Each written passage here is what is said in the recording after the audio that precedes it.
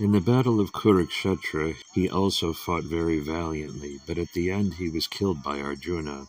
Jayadratha, another son of Maharaja Virdakshetra, he was the king of Sindhudesha, modern Sindh, Pakistan. His wife's name was Dushala. He was also present in the Svayamvara ceremony of Draupadi, and he desired very strongly to have her hand, but he failed in the competition. But since then he always sought the opportunity to get in touch with Draupadi. When he was going to marry in the Sayadesa on the way to Kamyavana, he happened to see Draupadi again and was too much attracted to her. The Pandavas and Draupadi were then in exile after losing their empire in gambling, and Jayadratha thought it wise to send news to Draupadi in an illicit manner through Kotishashya, one of the associates. Draupadi at once refused vehemently the proposal of Jayadratha, but being so much attracted by the beauty of Draupadi, he tried again and again. Every time he was refused by Draupadi. He tried to take her away forcibly on his chariot, and at first Draupadi gave him a good dashing, and he fell like a cut root tree, but he was not discouraged, and he was able to force Draupadi to sit on the chariot. This incident was seen by Damyamuni, and he strongly protested the action of Jayadratha. He also followed the chariot, and through the Trayika, the matter was brought to the notice of Maharaja Yudhishthira. The Pandavas then attacked the soldiers of Jayadratha and killed them all, and at last Bhima caught hold of Jayadratha and beat him very severely, almost dead, but all but 5 hairs were cut off his head, and he was taken to all the kings and introduced as the slave of Maharaja Yudhishthira. He was forced to admit himself to be the slave of Maharaja Yudhishthira before all the princely order, and in the same condition he was brought before Maharaja Yudhishthira. Maharaja Yudhishthira was kind enough to order him released, and when he admitted to being a tributary prince under Maharaja Yudhishthira, Queen Draupadi also desired his release. After this incident, he was allowed to return to his country. Being so insulted, he went to Gangotri in the Himalayas and undertook a severe type of penance to please Lord Shiva. He asked his benediction to defeat all the Pandavas, at least one at a time. Then the battle of Kurukshetra began, and he took sides with Duryodhana. In the first day's fight he was engaged with Maharaja Drupada, then with Virata, and then with Abhimanyu. While Abhimanyu was being killed, mercilessly surrounded by 7 great generals, the Pandavas came to his help. But Jayadratha, by the mercy of Lord Shiva, repulsed them with great ability. At this Arjuna took a vow to kill him, and on hearing this, Jayadratha wanted to leave the war field and asked permission from the Kauravas for this cowardly action. But he was not allowed to do so. On the contrary, he was obliged to fight with Arjuna, and while the fight was going on, Lord Krishna reminded Arjuna that the benediction of Shiva upon Jayadratha was that whoever would cause his head to fall on the ground would die at once. He therefore advised Arjuna to throw the head of Jayadratha directly onto the lap of his father, who was engaged in penances at the Samanta Panchaka pilgrimage. This was actually done by Arjuna. Jayadratha's father was surprised to see a severed head on his lap, and he at once threw it to the ground.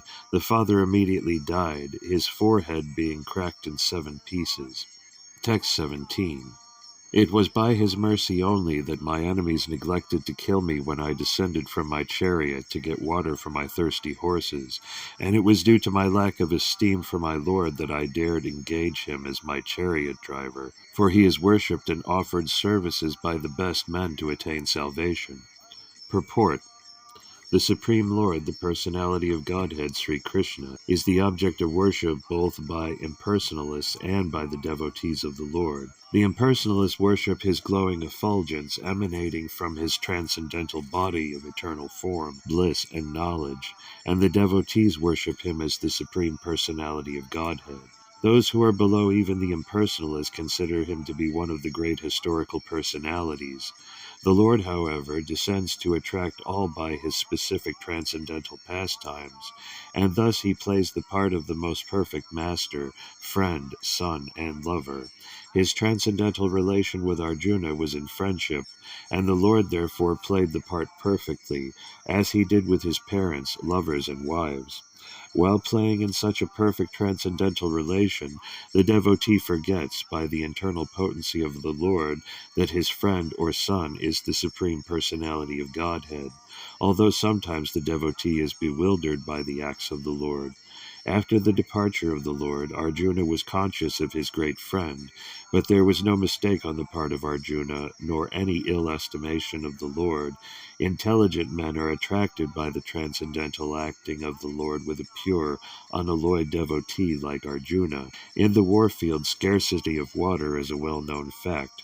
Water is very rare there, and both the animals and men, working strenuously on the warfield, constantly require water to quench their thirst. Especially wounded soldiers and generals feel very thirsty at the time of death, and it sometimes so happens that simply for want of water one has to die unavoidably. But such scarcity of water was solved in the battle of Kurukshetra by means of boring the ground. By God's grace, water can be easily obtained from any place if there is facility for boring the ground. The modern system works on the same principle of boring the ground, but modern engineers are still unable to dig immediately wherever necessary. It appears, however, from the history as far back as the days of the Pandavas, that big generals like Arjuna could at once supply water even to the horses, and what to speak of men, by drawing water from underneath the hard ground simply by penetrating the stratum with a sharp arrow, a method still unknown to the modern scientists. Text 18.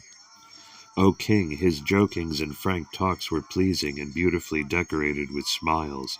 His addresses unto me as, O son of Pirtha, O friend, O son of the Kuru dynasty, and all such heartiness are now remembered by me, and thus I am overwhelmed.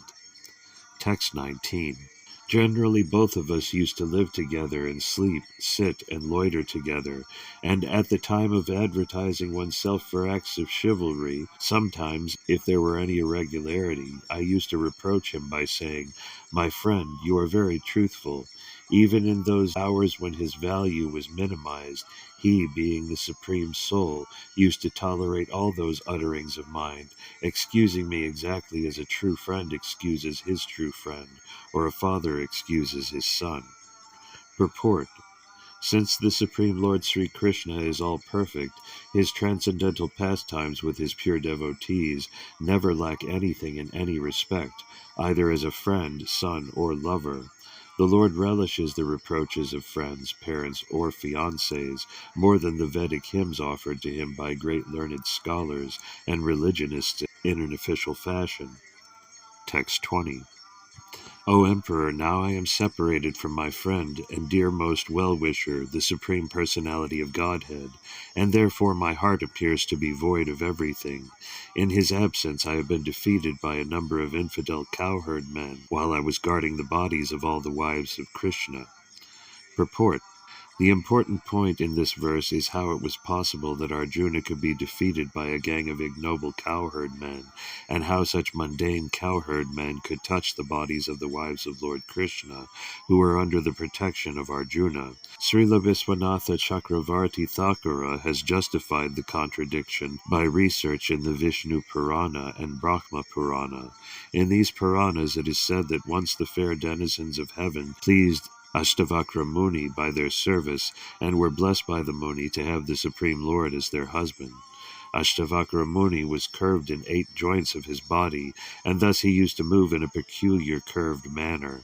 The daughters of the demigods used to check their laughter upon seeing the movements of the Muni, and the Muni, being angry at them, cursed them that they would be kidnapped by rogues, even if they would get the Lord as their husband.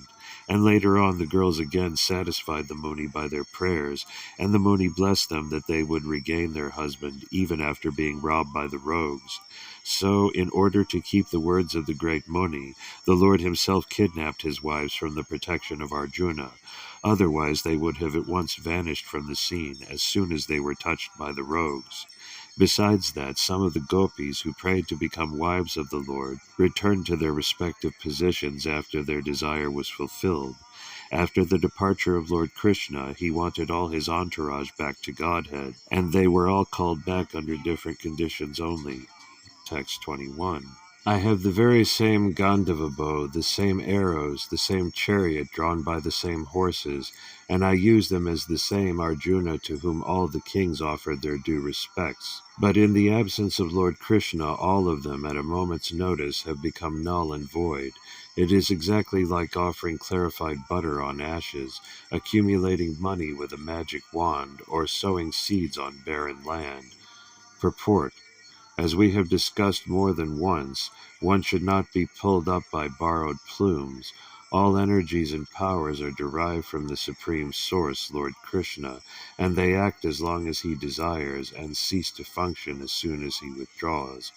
All electrical energies are received from the powerhouse, and as soon as the powerhouse stops supplying energy, the bulbs are of no use. In a moment's time, such energies can be generated or withdrawn by the supreme will of the Lord. Material civilization without the blessing of the Lord is child's play only. As long as the parents allow the child to play, it is all right. As soon as the parents withdraw, the child has to stop. Human civilization and all activities thereof must be dovetailed with the supreme blessing of the Lord, and without his blessing all advancement of human civilization is like decoration on a dead body. It is said here that a dead civilization and its activities are something like clarified butter on ashes, the accumulation of money by a magic wand, and the sowing of seeds in a barren land. Text 22 through 23. O king, since you have asked me about our friends and relatives in the city of Dwarka, I will inform you that all of them were cursed by the Brahmanas, and as a result they all became intoxicated with wine made of putrefied rice, and fought among themselves with sticks, not even recognizing one another. Now all but 4 or 5 of them are dead and gone. Text 24. Factually, this is all due to the supreme will of the Lord, the personality of Godhead. Sometimes people kill one another, and at other times they protect one another. Purport. According to the anthropologist, there is nature's law of struggle for existence and survival of the fittest. But they do not know that behind the law of nature is the supreme direction of the supreme personality of Godhead.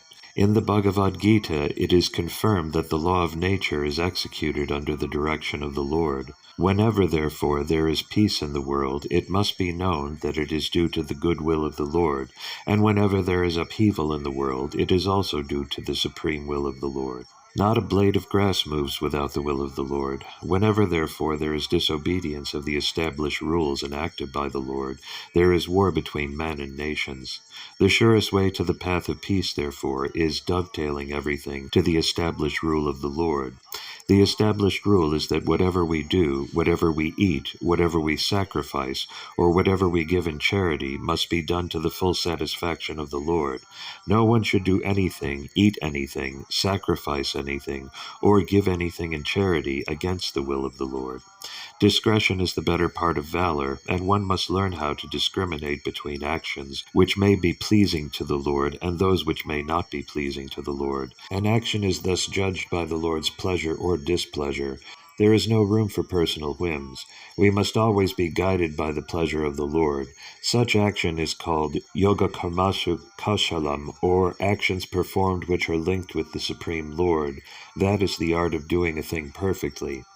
Text 25 through 26.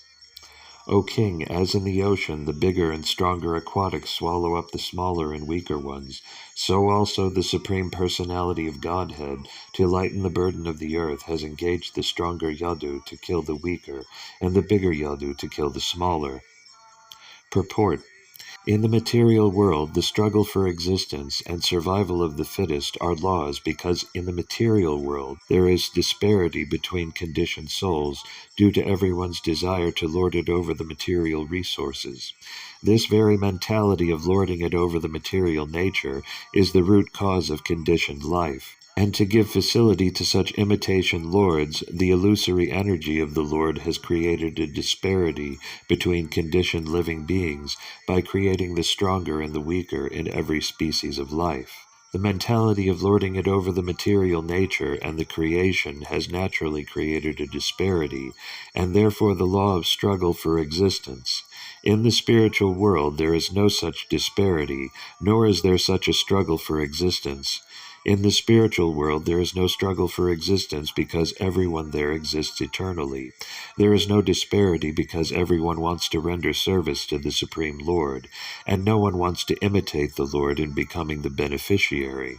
The Lord, being creator of everything, including the living beings, factually is the proprietor and enjoyer of everything that be, but in the material world, by the spell of Maya or illusion, this eternal relation with the Supreme Personality of Godhead is forgotten, and so the living being is conditioned under the law of struggle for existence and survival of the fittest. Text 27. Now I am attracted to those instructions imparted to me by the Personality of Godhead, Govinda, because they are impregnated with instructions for relieving the burning heart in all circumstances of time and space. Purport. Herein Arjuna refers to the instruction of the Bhagavad Gita, which was imparted to him by the Lord on the battlefield of Kurukshetra. The Lord left behind him the instructions of the Bhagavad Gita, not for the benefit of Arjuna alone, but also for all time and in all lands. The Bhagavad Gita, being spoken by the Supreme Personality of Godhead, is the essence of all Vedic wisdom. It is nicely presented by the Lord himself for all who have very little time to go through the vast Vedic literatures, like the Upanishads, Puranas, and Vedanta Sutras. It is put within the study of the great historical epic Mahabharata, which was especially prepared for the less intelligent class, namely the women, the laborers, and those who are worthless descendants of the Brahmanas, Kshatriyas, and higher sections of the Vaishyas. The problem which arose in the heart of Arjuna on the battlefield of Kurukshetra was solved by the teachings of the Bhagavad Gita. Again, after the departure of the Lord from the vision of earthly people, when Arjuna was face to face with being vanquished in his acquired power and prominence, he wanted again to remember the great teachings of the Bhagavad Gita, just to teach all concerned that the Bhagavad Gita can be consulted in all critical times, not only for solace from all kinds of mental agonies, but also for the way out of great entanglements which may embarrass one in some critical hour. The merciful Lord left behind him the great teachings of the Bhagavad Gita, so that one can take the instructions of the Lord even when he is not visible to material eyesight. Material senses cannot have any estimation of the Supreme Lord, but by his inconceivable power the Lord can incarnate himself to the sense perception of the conditioned souls in a suitable manner through the agency of matter, which is also another form of the Lord's manifested energy. Thus the Bhagavad Gita, or any authentic scriptural sound representation of the Lord, is also the incarnation of the Lord. There is no difference between the sound representation of the Lord and the Lord himself. One can derive the same benefit from the Bhagavad Gita as Arjuna did in the personal presence of the Lord. The faithful human being who is desirous of being liberated from the clutches of material existence can very easily take advantage of the Bhagavad Gita, and with this in view, the Lord instructed Arjuna as if Arjuna were in need of it. In the Bhagavad Gita, 5 important factors of knowledge have been delineated, pertaining to 1, the Supreme Lord, 2, the living being, 3, nature, 4, time and space, and 5, the process of activity. Out of these, the Supreme Lord and the living being are qualitatively one. The difference between the two has been analyzed as the difference between the whole and the part and parcel. Nature is inert matter displaying the interaction of 3 different modes, and eternal time and unlimited space are considered to be beyond the existence of the material nature. Activities of the living being are different varieties of aptitudes which can entrap or liberate the living being within and without material nature. All these subject matters are concisely discussed in the Bhagavad Gita, and later the subject matters are elaborated in the Srimad Bhagavatam for further enlightenment. Out of the five subjects, the Supreme Lord, the living entity, nature, and time and space are eternal, but the living entity, nature, and time are under the direction of the Supreme Lord, who is absolute and completely independent of any other control. The Supreme Lord is the Supreme Controller. The material activity of the living being is beginningless, but it can be rectified by transferal into the spiritual quality. Thus it can cease its material qualitative reactions. Both the Lord and the living entity are cognizant, and both have the sense of identification, of being conscious as a living force. But the living being, under the condition of material nature, called Mahatattva, misidentifies himself as being different from the Lord. The whole scheme of Vedic wisdom is targeted to the aim of eradicating such a misconception, and thus liberating the living being from the illusion of material identification. When such an illusion is eradicated by knowledge and renunciation, the living beings are responsible actors and enjoyers also. The sense of enjoyment in the Lord is real, but such a sense in the living being is a sort of wishful desire only. This difference in consciousness is the distinction of the two identities, namely the Lord and the living being. Otherwise, there is no difference between the Lord and the living being. The living being is therefore eternally one and different simultaneously. The whole instruction of the Bhagavad Gita stands on this principle. In the Bhagavad Gita, the Lord and the living beings are both described as Sanatana, or eternal, and the Lord's abode, far beyond the material sky, is also described as Sanatana. The living being is invited to live in the Sanatana existence of the Lord, and the process which can help a living being to approach the Lord's abode, where the liberated activity of the soul is exhibited, is called Sanatana Dharma. One cannot, however, reach the eternal abode of the Lord without being free from the misconception of material identification, and the Bhagavad Gita gives us the clue how to achieve this stage of perfection. The process of being liberated from the misconception of material identification is called in different stages fruit of activity, empiric philosophy, and devotional service, up to transcendental realization. Such transcendental realization is made possible by dovetailing all the above items in relation with the Lord. Prescribed duties of the human being as directed in the Vedas can gradually purify the sinful mind of the conditioned soul and raise him to the stage of knowledge. The purified stage of acquiring knowledge becomes the basis of devotional service to the Lord. As long as one is engaged in researching the solution of the problems of life, his knowledge is called jnana, or purified knowledge. But on realizing the actual solution of life, one becomes situated in the devotional service of the Lord.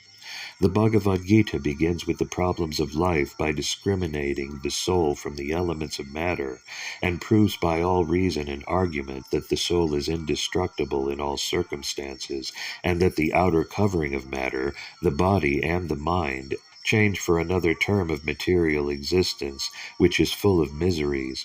The Bhagavad Gita is therefore meant for terminating all different types of miseries, and Arjuna took shelter of this great knowledge, which had been imparted to him during the Kurukshetra battle. Text 28. Sutta Goswami said, thus being deeply absorbed in thinking of the instructions of the Lord, which were imparted in the great intimacy of friendship, and in thinking of his lotus feet, Arjuna's mind became pacified and free from all material contamination. Purport. Since the Lord is absolute, deep meditation upon him is as good as yogic trance. The Lord is non-different from his name, form, quality, pastimes, entourage, and specific actions. Arjuna began to think of the Lord's instructions to him on the battlefield of Kurukshetra. Only those instructions began to eliminate the tinges of material contamination in the mind of Arjuna. The Lord is like the sun. The sun's appearance means immediate dissipation of darkness or ignorance, and the Lord's appearance within the mind of the devotee can at once drive away the miserable material effects. Lord Chaitanya has therefore recommended constant chanting of the name of the Lord for protection from all contamination of the material world. The feeling of separation from the Lord is undoubtedly painful to the devotee, but because it is in connection with the Lord, it has a specific transcendental effect which pacifies the heart. Feelings of separation are also sources of transcendental bliss, and they are never comparable to contaminated material feelings of separation. Text 29. Arjuna's constant remembrance of the lotus feet of Lord Sri Krishna rapidly increased his devotion, and as a result all the trash in his thoughts subsided. Purport. Material desires in the mind are the trash of material contamination. By such contamination, the living being is faced with so many compatible and incompatible things that discourage the very existence of spiritual identity. Birth after birth, the conditioned soul is entrapped with so many pleasing and displeasing elements, which are all false and temporary. They accumulate due to our reactions to material desires, but when we get in touch with the transcendental Lord in his variegated energies by devotional service, the naked forms of all material desires become manifest, and the intelligence of the living being is pacified in its true color. As soon as Arjuna turned his attention towards the instructions of the Lord, as they are inculcated in the Bhagavad Gita, his true color of eternal association with the Lord became manifest, and thus he felt freed from all material contaminations. Text 30. Because of the Lord's pastimes and activities, and because of his absence, it appeared that Arjuna forgot the instructions left by the personality of Godhead. But factually this was not the case, and again he became lord of his senses. Purport. A conditioned soul is enwrapped in his fruitive activities by the force of eternal time, but the Supreme Lord, when he incarnates on the earth, is not influenced by Kala, or the material conception of past, present, and future. The activities of the Lord are eternal, and they are manifestations of his Atma Maya, or eternal potency. All pastimes or activities of the Lord are spiritual in nature, but to the layman they appear to be on the same level with material activities. It so appeared that Arjuna and the Lord were engaged in the battle of Kurukshetra, as the other party was also engaged. But factually, the Lord was executing his mission of incarnation and association with his eternal friend Arjuna. Therefore, such apparently material activities of Arjuna did not drive him away from his transcendental position, but on the contrary revived his consciousness of the songs of the Lord, as he sang them personally.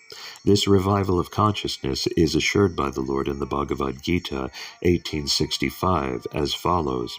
Manmanabhava madbhakto madhyaji mam namaskuru mam avasyasi satyam te pratijane priyo sime. One should think of the Lord always, the mind should not forget him. One should become a devotee of the Lord and offer obeisances unto him. One who lives in that fashion becomes undoubtedly endowed with the blessing of the Lord by achieving the shelter of his lotus feet. There is nothing to doubt about this eternal truth. Because Arjuna was his confidential friend, the secret was disclosed to him. Arjuna had no desire to fight with his relatives, but he fought for the mission of the Lord. He was always engaged in the execution of his mission only, and therefore, after the Lord's departure, he remained in the same transcendental position, even though it appeared that he forgot all the instructions of the Bhagavad Gita. One should therefore adjust the activities of life in pace with the mission of the Lord, and by doing this, one is sure to return back home, back to Godhead. This is the highest perfection of life. Text 31. Because of his possessing spiritual assets, the doubts of duality were completely cut off. Thus he was freed from the three modes of material nature and placed in transcendence. There was no longer any chance of his becoming entangled in birth and death, for he was freed from material form. Purport. Doubts of duality begin from the misconception of the material body, which is accepted as the self by less intelligent persons. The most foolish part of our ignorance is our identifying this material body with the self. Everything in relation with the body is ignorantly accepted as our own. Doubts due to misconceptions of myself and mine, in other words, my body, my relatives, my property, my wife, my children, my wealth, my country, my community, and hundreds and thousands of similar illusory contemplations cause bewilderment for the conditioned soul. By assimilating the instructions of the Bhagavad Gita, one is sure to be released from such bewilderment, because real knowledge is knowledge that the Supreme Personality of Godhead, Vasudeva, Lord Krishna, is everything, including oneself. Everything is a manifestation of his potency, as part and parcel. The potency and the potent are non-different, so the conception of duality is at once mitigated by attainment of perfect knowledge. As soon as Arjuna took up the instructions of the Bhagavad Gita, expert as he was, he could at once eradicate the material conception of Lord Krishna, his eternal friend. He could realize that the Lord was still present before him by his instruction, by his form, by his pastimes, by his qualities, and everything else related to him. He could realize that Lord Krishna, his friend, was still present before him by his transcendental presence in different non-dual energies. And there was no question of attainment of the association of the Lord by another change of body under the influence of time and space. By attainment of absolute knowledge, one can be in association with the Lord constantly, even in this present life, simply by hearing, chanting, thinking of, and worshipping the Supreme Lord. One can see him, one can feel his presence even in this present life, simply by understanding the Advaya Jnana Lord, or the Absolute Lord. Through the process of devotional service, which begins with hearing about him, Lord Chaitanya says that simply by chanting the holy name of the Lord, one can at once wash off the dust on the mirror of pure consciousness, and as soon as the dust is removed, one is at once freed from all material conditions. To become free from material conditions means to liberate the soul. As soon as one is therefore situated in absolute knowledge, his material conception of life is removed, or he emerges from a false conception of life. Thus the function of the pure soul is revived in spiritual realization. This practical realization of the living being is made possible due to its becoming free from the reaction of the three modes of material nature, namely goodness, passion, and ignorance. By the grace of the Lord, a pure devotee is at once raised to the place of the Absolute, and there is no chance of the devotee's becoming materially entangled again in conditioned life. One is not able to feel the presence of the Lord in all circumstances until one is endowed with the required transcendental vision made possible by devotional service prescribed in the revealed scriptures. Arjuna had attained this stage long before on the battlefield of Kurukshetra, and when he apparently felt the absence of the Lord, he at once took shelter of the instructions of the Bhagavad Gita, and thus again he was placed in his original position. This is the position of Vishoka, or the stage of being freed from all grief and anxieties. Text 32. Upon hearing of Lord Krishna's returning to his abode, and upon understanding the end of the Yadu dynasty's earthly manifestation, Maharaja Yudhishthira decided to go back home, back to Godhead. Purport. Maharaja Yudhishthira also turned his attention to the instructions of the Bhagavad Gita after hearing about the Lord's departure from the vision of earthly people. He began to deliberate on the Lord's way of appearance and departure. The mission of the Lord's appearance and disappearance in the mortal universe is completely dependent on his supreme will.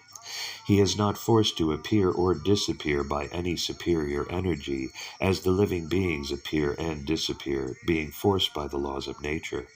Whenever the Lord likes, he can appear himself from anywhere and everywhere, without disturbing his appearance and disappearance in any other place. He is like the sun. The sun appears and disappears on its own accord at any place, without disturbing its presence in other places. The sun appears in the morning in India without disappearing from the Western Hemisphere.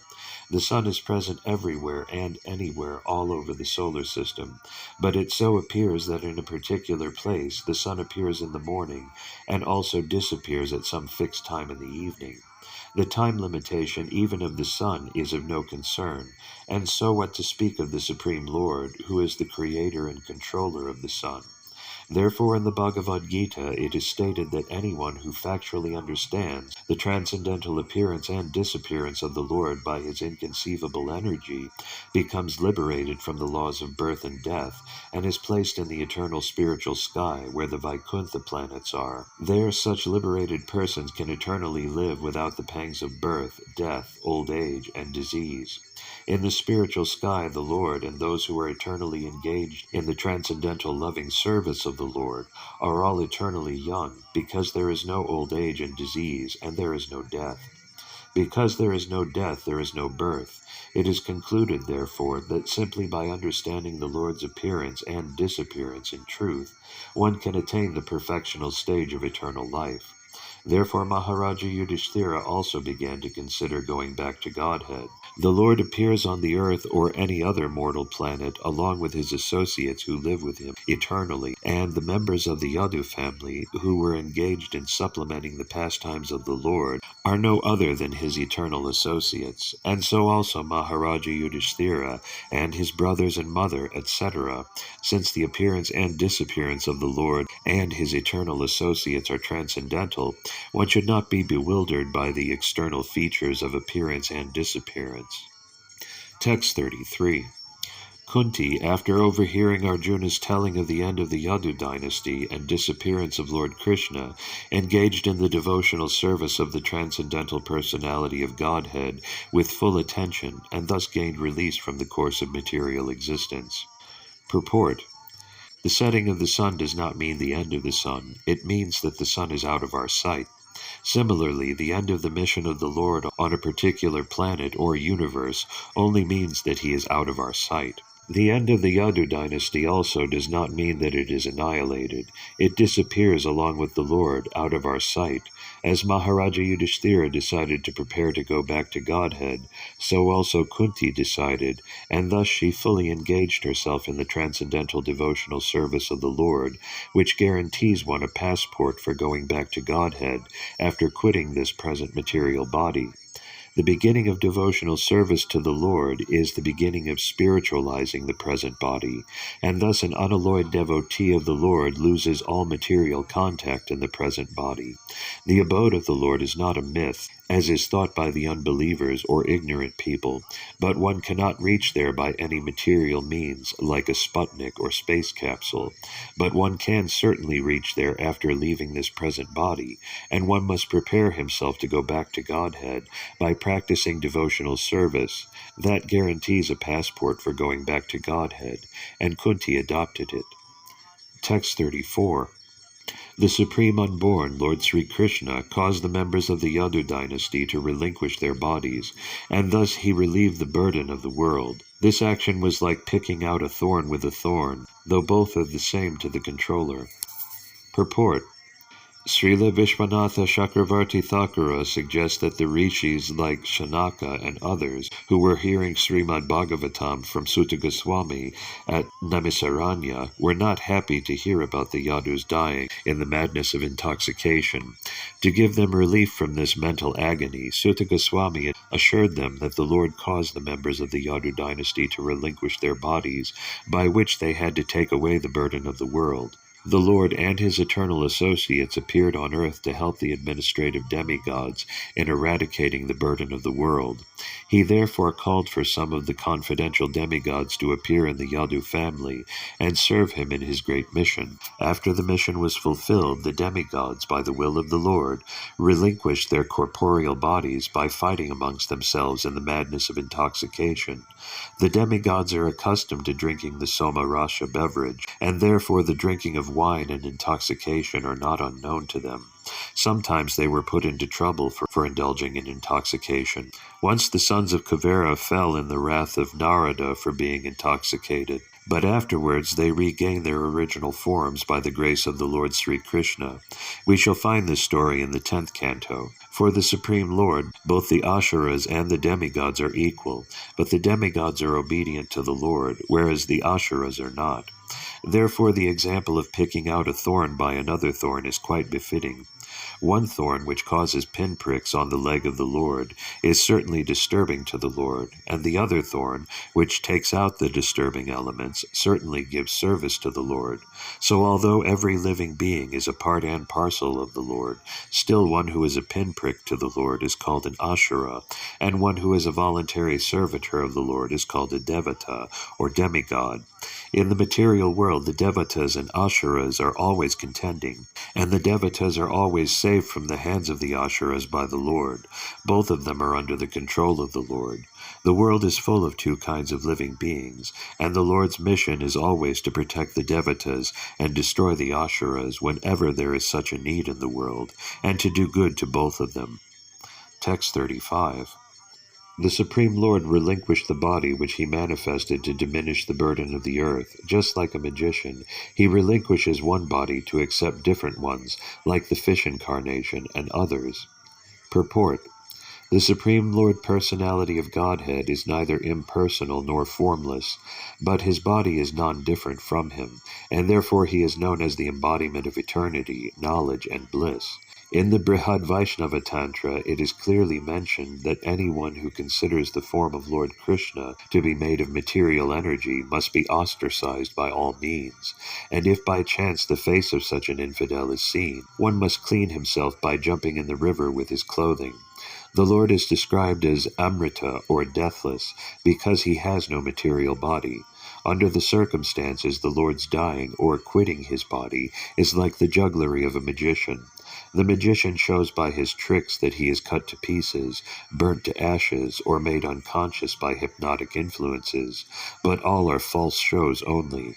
Factually, the magician himself is neither burnt to ashes, nor cut to pieces, nor is he dead or unconscious at any stage of his magical demonstration. Similarly, the Lord has his eternal forms of unlimited variety, of which the fish incarnation, as was exhibited within this universe, is also one.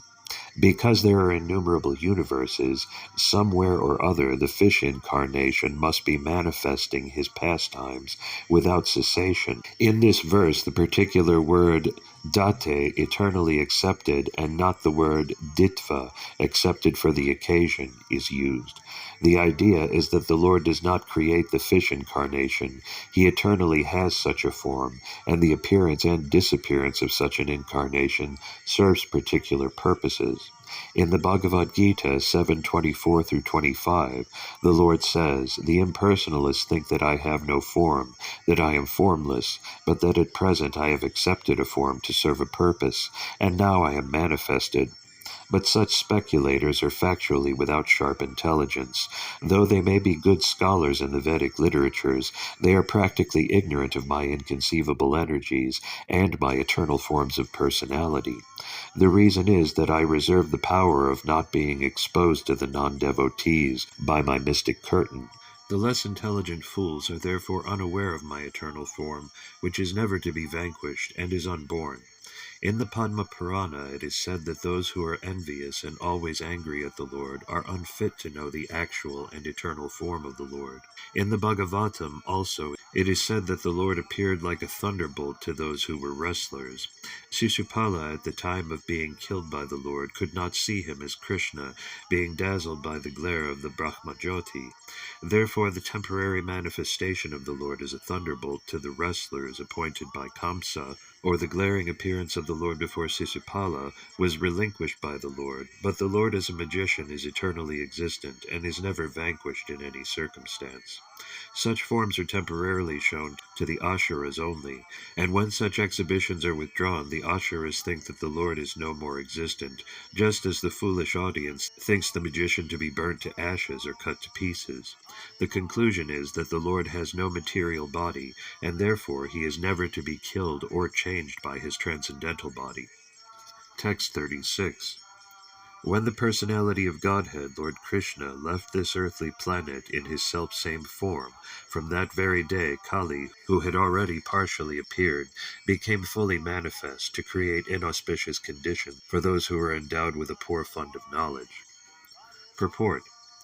The influence of Kali can be enforced only upon those who are not fully developed in God consciousness. One can neutralize the effects of Kali by keeping oneself fully under the supreme care of the personality of Godhead. The age of Kali ensued just after the battle of Kurukshetra, but it could not exert its influence because of the presence of the Lord. The Lord, however, left this earthly planet in his own transcendental body, and as soon as he left, the symptoms of the Kali Yuga were envisioned by Maharaja Yudhishthira. Prior to Arjuna's arrival from Dwarka, began to manifest, and Maharaja Yudhishthira rightly conjectured on the departure of the Lord from the earth. As we have already explained, the Lord left our sight just as when the sun sets it is out of our sight. Text 37. Maharaja Yudhishthira was intelligent enough to understand the influence of the age of Kali, characterized by increasing avarice, falsehood, cheating, and violence throughout the capital, state, home, and among individuals. So he wisely prepared himself to leave home, and he dressed accordingly. Purport. The present age is influenced by the specific qualities of Kali. Since the days of the Battle of Kurukshetra about 5,000 years ago, the influence of the age of Kali began manifesting, and from authentic scriptures it is learned that the age of Kali is still to run on for 427,000 years. The symptoms of the Kali Yuga as mentioned above, namely avarice, falsehood, diplomacy, cheating, nepotism, violence, and all such things, are already in vogue, and no one can imagine what is going to happen gradually with further increase of the influence of Kali till the day of annihilation. We have already come to know that the influence of the age of Kali is meant for godless so-called civilized man. Those who are under the protection of the Lord have nothing to fear from this horrible age. Maharaja Yudhishthira was a great devotee of the Lord, and there was no necessity of his being afraid of the age of Kali, but he preferred to retire from active household life and prepare himself to go back home, back to Godhead. The Pandavas are eternal companions of the Lord, and therefore they are more interested in the company of the Lord than anything else. Besides that, being an ideal king, Maharaja Yudhishthira wanted to retire just to set an example for others. As soon as there is some young fellow to look after the household affairs, one should at once retire from family life to uplift oneself to spiritual realization. One should not rot in the dark well of household life till one is dragged out by the will of Yamaraja.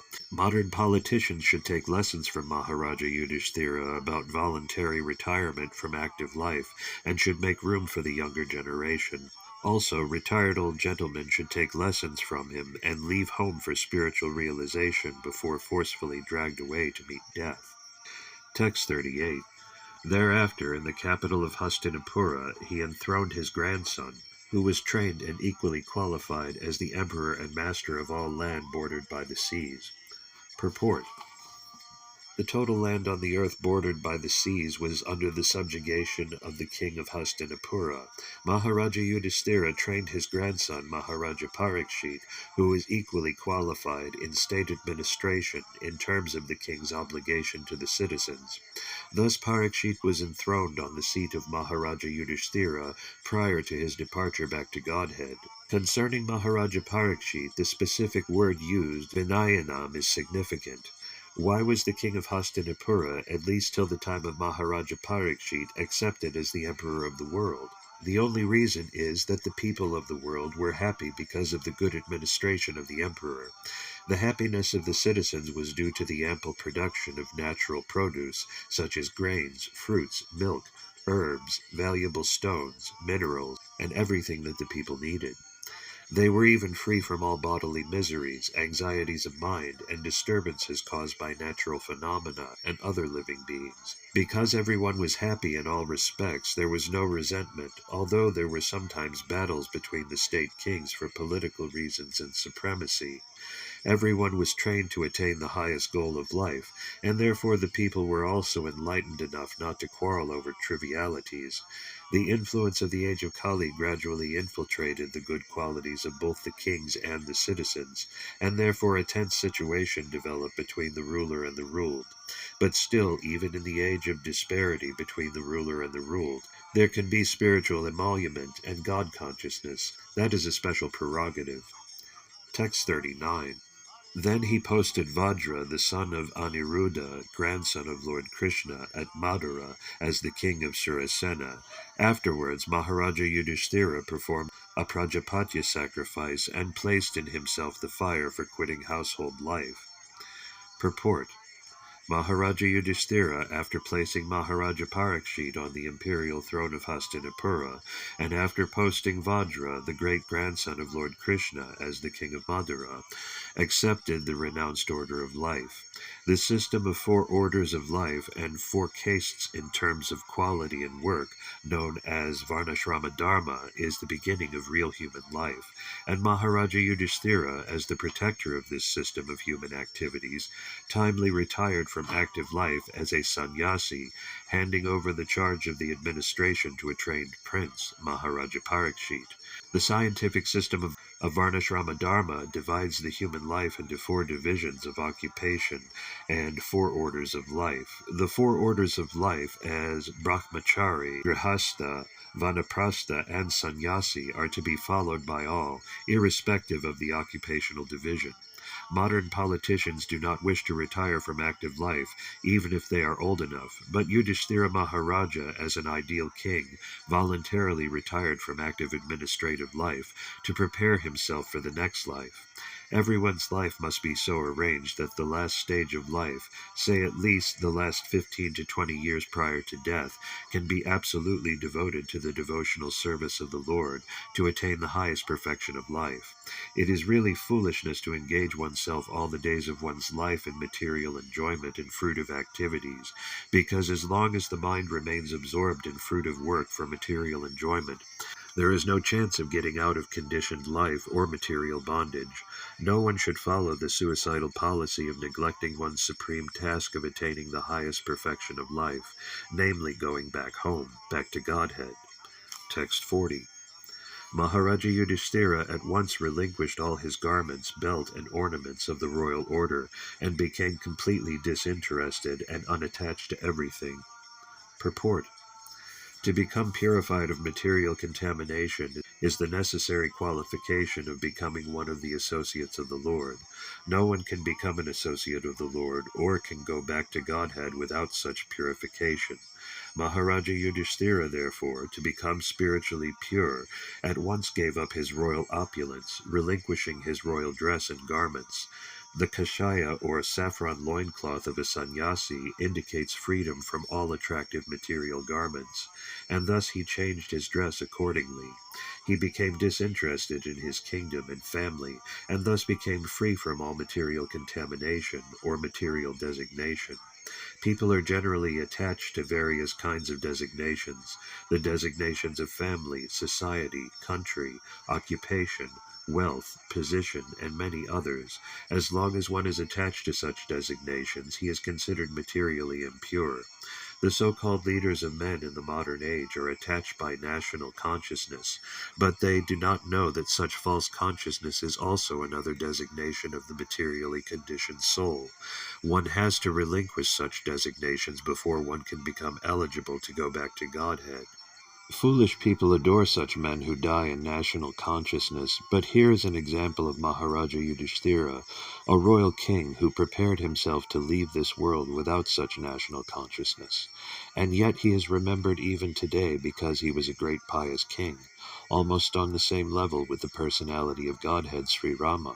And because people of the world were dominated by such pious kings, they were happy in all respects, and it was quite possible for such great emperors to rule the world. Text 41. Then he amalgamated all the sense organs into the mind, then the mind into life, life into breathing, his total existence into the embodiment of the 5 elements, and his body into death. Then, as pure self, he became free from the material conception of life. Purport. Maharaja Yudhishthira, like his brother Arjuna, began to concentrate and gradually became freed from all material bondage. First he concentrated all the actions of the senses and amalgamated them into the mind, or in other words, he turned his mind towards the transcendental service of the Lord.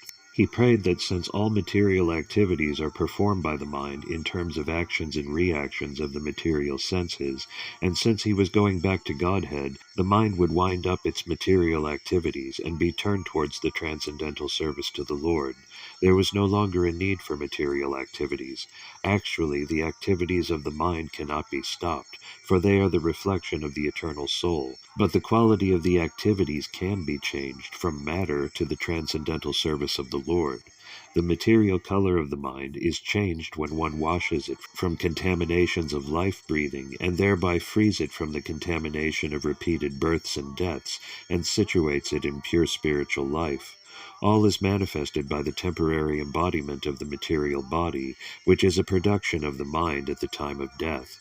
And if the mind is purified by practice of transcendental loving service to the Lord, and is constantly engaged in the service of the lotus feet of the Lord, there is no more chance of the mind's producing another material body after death.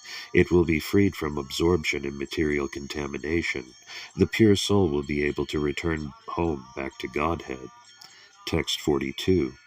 Thus annihilating the gross body of 5 elements into the 3 qualitative modes of material nature, he merged them in one nescience, and then absorbed that nescience in the self, Brahman, which is inexhaustible in all circumstances. Purport. All that is manifested in the material world is the product of the Mahatattva Avyakta, and things that are visible in our material vision are nothing but combinations and permutations of such variegated material products. But the living entity is different from such material products. It is due to the living entity's forgetfulness of his eternal nature as eternal servitor of the Lord, and his false conception of being a so-called Lord of the material nature, that he is obliged to enter into the existence of false sense enjoyment. Thus a concomitant generation of material energies is the principal cause of the mind's being materially affected. Thus the gross body of 5 elements is produced. Maharaja Yudhishthira reversed the action and merged the 5 elements of the body in the 3 modes of material nature. The qualitative distinction of the body as being good, bad, or mediocre is extinguished, and again the qualitative manifestations become merged in the material energy, which is produced from a false sense of the pure living being. When one is thus inclined to become an associate of the Supreme Lord, the personality of Godhead, in one of the innumerable planets of the spiritual sky, especially in Goloka Vrindavana, one has to think always that he is different from the material energy. He has nothing to do with it, and he has to realize himself as pure spirit, Brahman, qualitatively equal with the supreme Brahman, Parameshvara. Maharaja Yudhishthira, after distributing his kingdom to Parikshit and Vajra, did not think himself emperor of the world or head of the Kuru dynasty. This sense of freedom from material relations, as well as freedom from the material encagement of the gross and subtle encirclement, makes one free to act as the servitor of the Lord, even though one is in the material world. This stage is called the Jivanmukta stage, or the liberated stage, even in the material world. That is the process of ending material existence. One must not only think that he is Brahman, but must act like Brahman. One who only thinks himself Brahman is an impersonalist, and one who acts like Brahman is the pure devotee. Text 43. After Maharaja Yudhishthira dressed himself in torn clothing, gave up eating all solid foods, voluntarily became dumb, and let his hair hang loose, all this combined to make him look like an urchin or madman with no occupation. He did not depend on his brothers for anything, and just like a deaf man, he heard nothing. Purport. Thus being freed from all external affairs, he had nothing to do with imperial life or family prestige. And for all practical purposes he posed himself exactly like an inert mad urchin and did not speak of material affairs. He had no dependence on his brothers, who had all along been helping him. This stage of complete independence from everything is also called the purified stage of fearfulness. Text 44. He then started towards the north, treading the path accepted by his forefathers and great men, to devote himself completely to the thought of the Supreme Personality of Godhead, and he lived in that way wherever he went. Purport. It is understood from this verse that Maharaja Yudhishthira followed in the footsteps of his forefathers and the great devotees of the Lord. We have discussed many times before that the system of Varnashrama Dharma, as it was strictly followed by the inhabitants of the world, specifically by those who inhabited the Aryavarta province of the world, emphasizes the importance of leaving all household connections at a certain stage of life. The training and education was so imparted, and thus a respect respectable person like Maharaja Yudhishthira had to leave all family connection for self-realization and going back to Godhead, no king or respectable gentleman would continue family life till the end, because that was considered suicidal and against the interest of the perfection of human life. In order to be free from all family encumbrances and devote oneself cent per cent to the devotional service of Lord Krishna, this system is always recommended for everyone because it is the path of authority. The Lord instructs in the Bhagavad Gita 1862 that one must become a devotee of the Lord at least at the last stage of one's life. A sincere soul of the Lord like Maharaja Yudhishthira must abide by this instruction of the Lord for his own interest. The specific words Brahma Param indicate Lord Sri Krishna. This is corroborated in the Bhagavad Gita 10.13 by Arjuna with reference to great authorities like Asita, Devala, Narada, and Vyasa. Thus, Maharaja Yudhishthira, while leaving home for the north, constantly remembered Lord Sri Krishna within himself, following in the footsteps of his forefathers, as well as the great devotees of all times. Text 45. The younger brothers of Maharaja Yudhishthira observed that the age of Kali had already arrived throughout the world, and that the citizens of the kingdom were already affected by irreligious practice. Therefore they decided to follow in the footsteps of their elder brother. Purport. The younger brothers of Maharaja Yudhishthira were already obedient followers of the great emperor, and they had sufficiently been trained to know the ultimate goal of life. They therefore decidedly followed their eldest brother in rendering devotional service to Lord Sri Krishna. According to the principles of Sanatana Dharma, one must retire from family life after half the duration of life is finished, and must engage himself in self-realization. But the question of engaging oneself is not always decided. Sometimes retired men are bewildered about how to engage themselves for the last days of life. Here is a decision by authorities like the Pandavas. All of them engaged themselves in favorably culturing the devotional service of the Lord, Sri Krishna, the Supreme Personality of Godhead. According to Swami Sridhara, Dharma, Artha, Kama, and Moksha, or fruit of activities, philosophical speculations, and salvation, as conceived by several persons, are not the ultimate goal of life. They are more or less practiced by persons who have no information of the ultimate goal of life. The ultimate goal of life is already indicated by the Lord himself in the Bhagavad Gita 1864, and the Pandavas were intelligent enough to follow it without hesitation. Text 46. They all had performed all the principles of religion, and as a result rightly decided that the lotus feet of the Lord Sri Krishna are the supreme goal of all. Therefore they meditated upon his feet without interruption. Purport. In the Bhagavad Gita 7.28, the Lord says that only those who have done pious deeds in previous lives and have become freed from the results of all impious acts can concentrate upon the lotus feet of the Supreme Lord Sri Krishna. The Pandavas, not only in this life but also in their previous lives, had always performed the supreme pious work, and thus they are ever free from all the reactions of impious work. It is quite reasonable, therefore, that they concentrated their minds upon the lotus feet of the Supreme Lord Sri Krishna. According to Sri Vishwanatha Chakravarti, Dharma, Artha, Kama, and Moksha principles are accepted by persons who are not free from the results of impious action.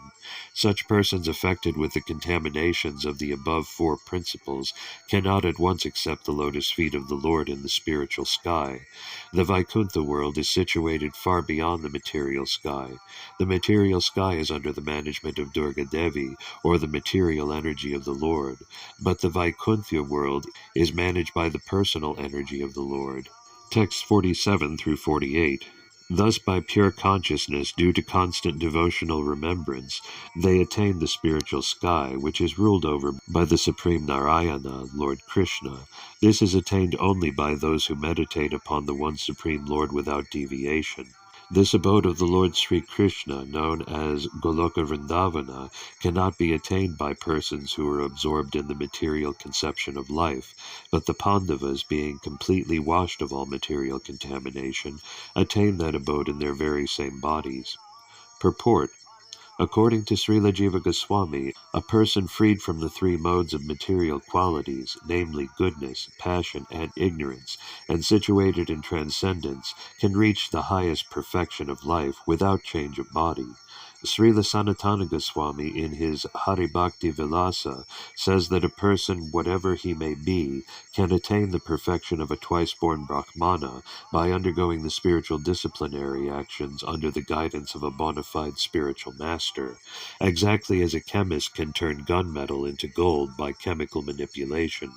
It is therefore the actual guidance that matters in the process of becoming a Brahmana, even without change of body, or in going back to Godhead without change of body. Srila Jiva Goswami remarks that the word he used in this connection positively affirms this truth, and there is no doubt about this factual position. The Bhagavad Gita 14.26 also affirms this statement of Srila Jiva Goswami, when the Lord says that everyone who executes devotional service systematically without deviation can attain the perfection of Brahman by surpassing the contamination of the three modes of material nature, and when the Brahman perfection is still more advanced by the selfsame execution of devotional service, there is no doubt at all that one can attain the supreme spiritual planet, Goloka Vrindavana, without change of body, as we have already discussed in connection with the Lord's returning to his abode without a change of body.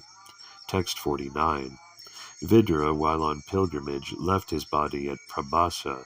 Because he was absorbed in thought of Krishna, he was received by the denizens of the Pitraloka planet, where he returned to his original post.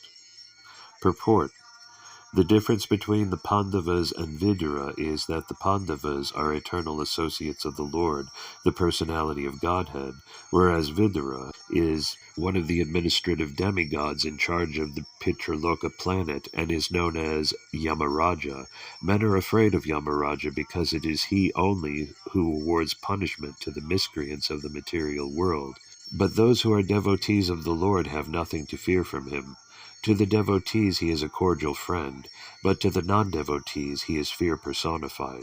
As we have already discussed, it is understood that Yamaraja was cursed by Mandaka Muni to be degraded as a Sudra, and therefore Vidura was an incarnation of Yamaraja. As an eternal servitor of the Lord, he displayed his devotional activities very ardently and lived a life of a pious man, so much so that a materialistic man like Dhritarashtra also got salvation by his instruction.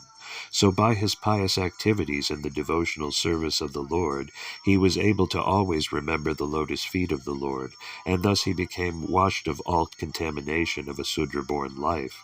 At the end he was again received by the denizens of Pitraloka and posted in his original position.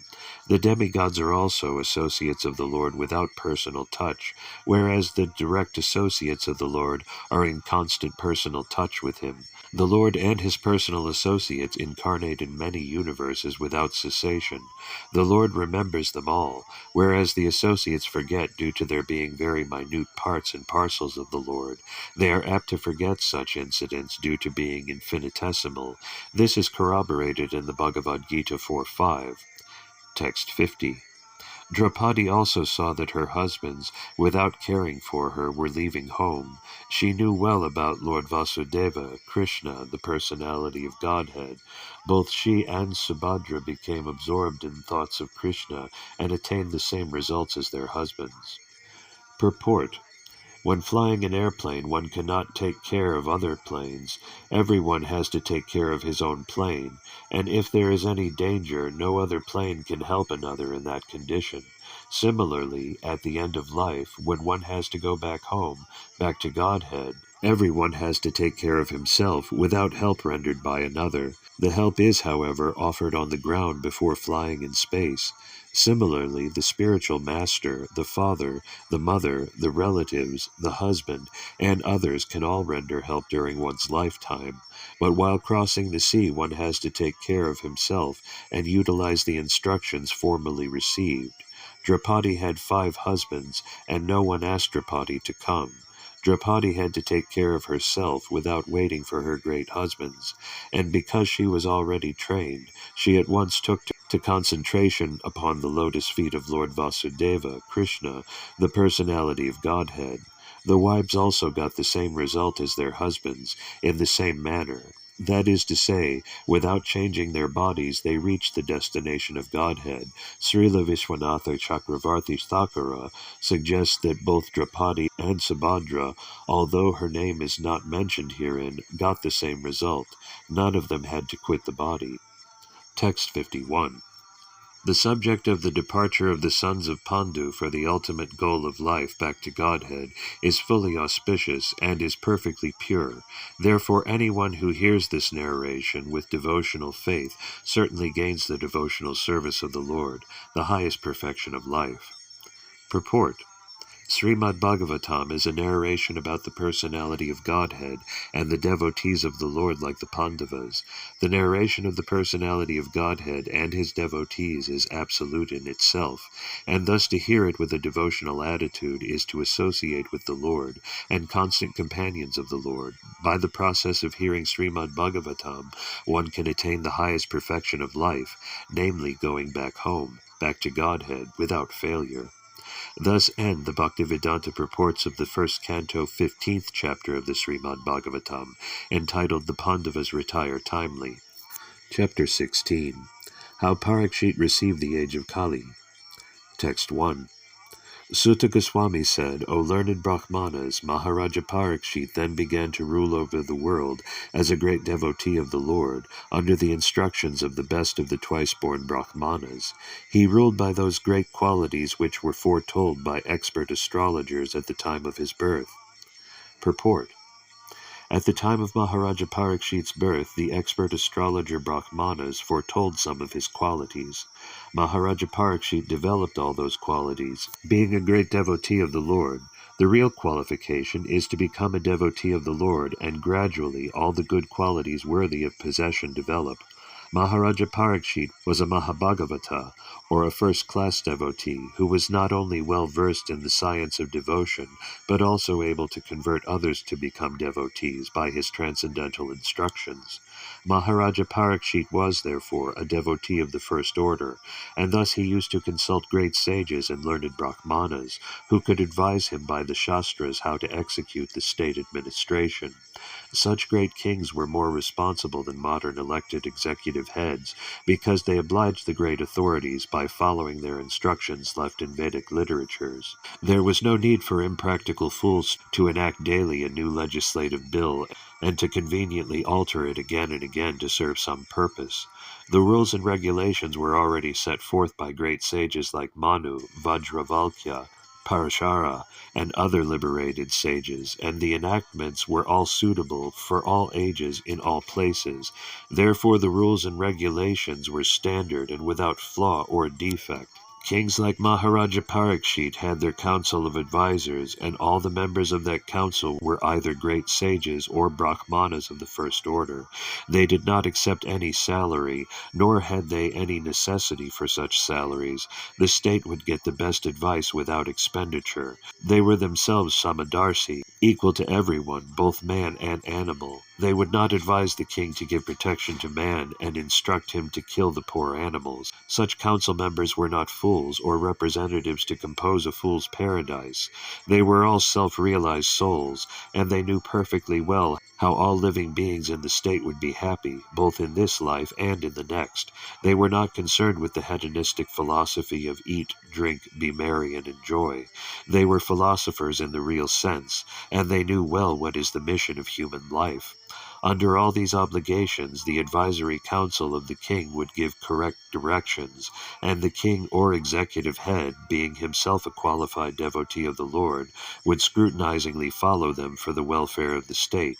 The state in the days of Maharaja Yudhishthira or Maharaja Parikshit was a welfare state in the real sense of the term, because no one was unhappy in that sense, be he man or animal. Maharaja Parikshit was an ideal king for a welfare state of the world. Text 2. King Parikshit married the daughter of King Uttara and begot 4 sons, headed by Maharaja Janamejaya. Purport. Maharaja Uttara was the son of Virata and maternal uncle of Maharaja Parikshit. Iravati, being the daughter of Maharaja Uttara, was the cousin sister of Maharaja Parikshit, but cousin brothers and sisters were allowed to get married if they did not belong to the same gotra or family.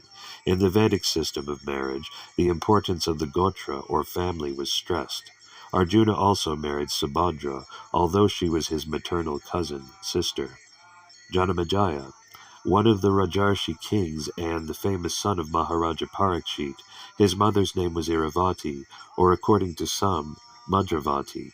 Maharaja Janamejaya begot two sons of the names Snatanika and Shankukarna. He celebrated several sacrifices in the Kurukshetra pilgrimage site, and he had three younger brothers named Shrutashena, Ugrasena, and Bimisena II. He invaded Taksala, Ajanta, and he decided to avenge the unlawful curse upon his great father, Maharaja Parikshit. He performed a great sacrifice called Sharpayajna to kill the race of serpents, including the Takshaka, which had bitten his father to death. On request from many influential demigods and sages, he had to change his decision to kill the race of snakes. But despite stopping the sacrifice, he satisfied everyone concerned in the sacrifice by rewarding them properly. In the ceremony, Mahamuni Vyasadeva also was present, and he personally narrated the history of the Battle of Kurukshetra before the king. Later on, by the order of Vyasadeva, his disciple Vaisampayana narrated before the king the same matter of Mahabharata. He was much affected by his great father's untimely death, and was very anxious to see him again, and he expressed his desire before the great sage Vyasadeva. Vyasadeva also fulfilled his desire.